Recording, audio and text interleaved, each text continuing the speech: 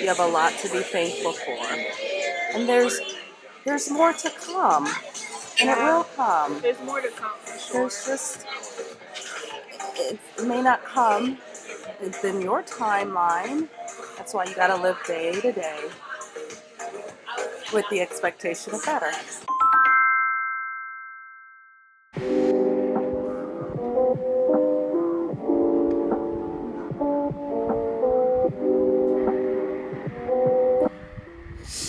So as you guys can see, my room is disaster. And that's no bueno. Like, that's not very cute at all. So I'm just gonna start picking stuff up and see where that takes me. Get the juices flowing. I haven't even really gotten up and gotten ready yet. I just woke up and I'm like, I need to clean my room immediately. It's Sunday. Sundays are for like God and cleaning up the house. So that is what I'm gonna do so that I can start my week off cute. You know, I'm gonna start my week off clean. It's just not cute to have a dirty room. Like, it's just, I don't know, it's unacceptable. So anyways, clean with me, get ready with me. I think I'm gonna take myself out to dinner tonight because why not? And I think it's good to like fix yourself up every once in a while, like not be in a bonnet all day, filling these like bags under my eyes. So I don't know, we'll see where the day takes me. So stick around. You know, as I am laying here in my bed and watching this montage of me cleaning up, it honestly just reminds me of how important it is to steward the things that God has given to us well. Steward those things well. And I talk about that all the time and I say it all the time, but actions speak way louder than words. And I am so grateful to have this little 10 by 10 room that I do have in my parents' house that has outdated furniture and every little knick-knack from my childhood. And that's fine. I am not saying that in a sarcastic way. I honestly am very grateful, and this was like a kick in the butt to me to like do things better and take care of my room better. Like, isn't that Jesus rug so cute? I made it. I literally made it at a rug making class. But anyways, not to get sidetracked. Doesn't matter if you have a little or if you have a lot, because either way, God gave it to you and it's your job to take care of it. Because why would he give you more if you can't take care of what you have? Period. Okay, so I successfully cleaned up my room and I'm so proud of myself. And now I'm about to get washed up, wash my face, brush my teeth, completely redo my hair because yeah, it hasn't I think I just slept a little rough. I wasn't looking like this yesterday. Oh my gosh, look at this. I just want you guys to get a close-up. Anyways, I'm gonna get myself together. And do you know that Mary Mary song is like, gonna get myself together cause I got somewhere to go. So I'm gonna get myself together because I literally have someplace to go. Yeah, get ready with me.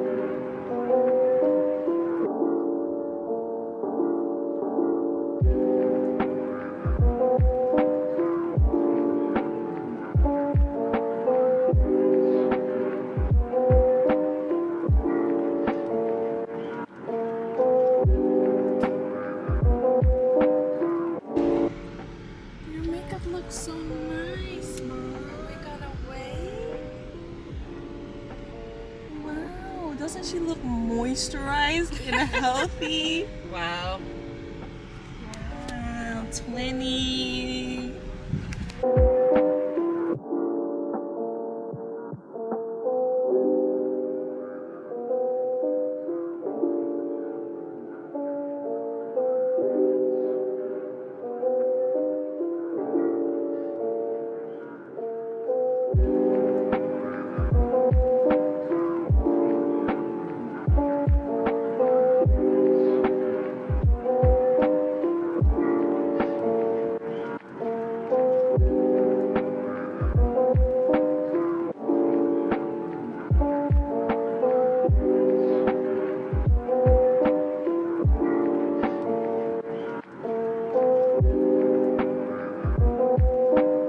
What's something you've learned, like a life lesson you learned this week?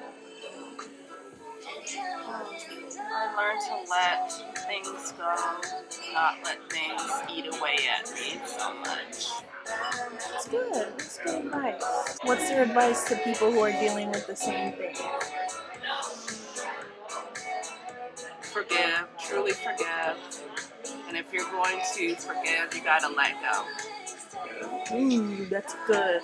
That's good tip. Thank you. I feel like over this last year, like what I've learned has been like to be content regardless of if I have friends, regardless of if things are going my way or not, and to be content with just being God. Because if I were to move and I put all my hope in finding something, like finding what I'm looking for in this city, I'm gonna be disappointed regardless, you know? I think your point about being content, but it's okay to have certain expectations and aspirations as to what you want, but it'll happen in time. Like I noticed over the last several weeks, you're trying to like force things to happen.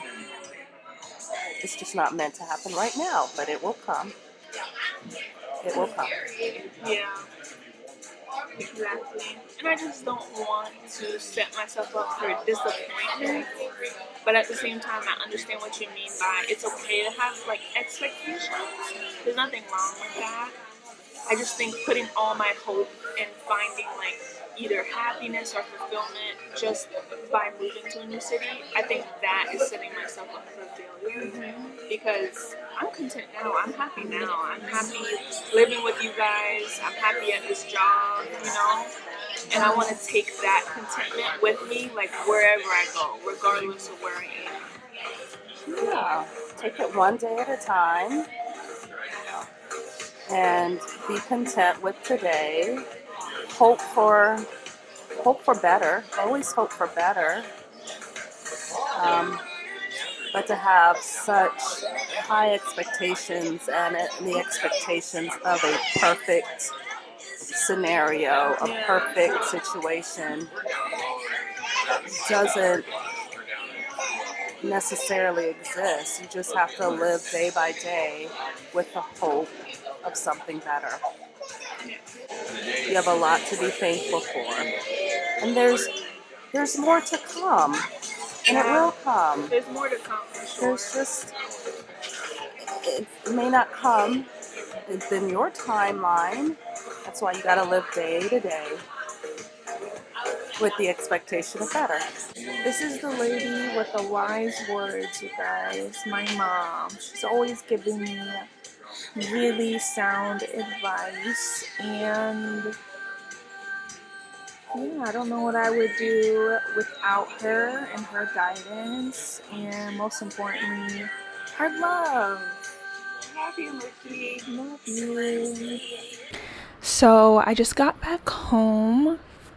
I had dinner with my mom, as you guys saw, and it was just so special to me because, like, it's not like we talked the whole time. Like, there were moments where we were just sitting there, and the reason why it was so special is because we were sitting there enjoying each other's company and just relishing in the fact that we are so blessed to be able to have a mom or have a daughter and spend time with each other, living in the same place with each other, being able to afford to go out to eat. Like, those are all blessings for sure. And I just really want to cherish this moment.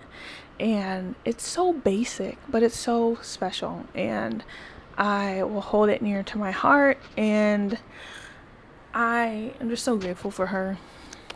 I really am. Like, it's not something we do often, but like, or ever. Yeah, me and my mom have never gone out on to like a fancy dinner spot, just the two of us. So that was a first. And like, we've gone out to lunch, like gone to Cheddar's or Chili's or something. But this was the first like fancy dinner, just her and I, and being able to do that and pay. Well, we split the bill because she's so sweet. I offered to pay. But being able to do that now that I have a job, I won't take it for granted, Lord. Like, it was such a nice experience. And I'm really grateful to have someone who genuinely cares about me.